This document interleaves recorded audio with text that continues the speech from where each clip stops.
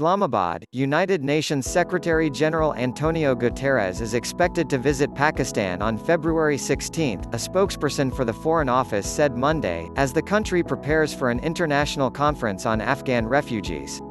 The spokesperson said Guterres' participation in the international conference, to mark 40 years of Afghan refugees' presence in Pakistan, a new partnership for solidarity, and scheduled for February 17 to 18, is an acknowledgement of the country's hospitality towards the refugees, they added.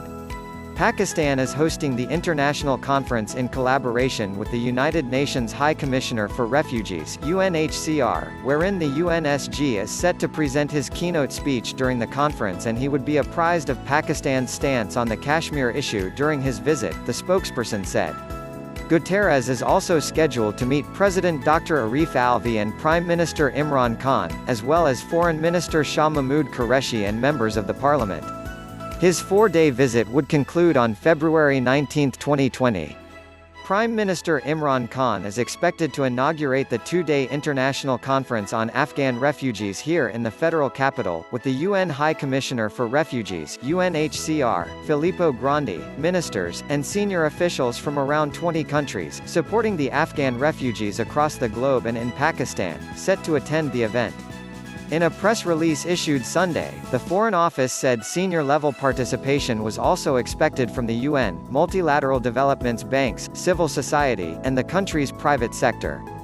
This conference is taking place at an important juncture when efforts at consolidating peace in Afghanistan are making progress, it added. The conference would provide an opportunity to highlight Pakistan's exemplary compassion, generosity, and hospitality in hosting one of the largest refugee populations in the world. It would further identify key developments and milestones in the 40-year evolution of the Afghan refugee situation, reflect on the lessons learned during this period, identify the challenges, and discuss solutions for voluntary, dignified, and sustainable repatriation of refugees to Afghanistan.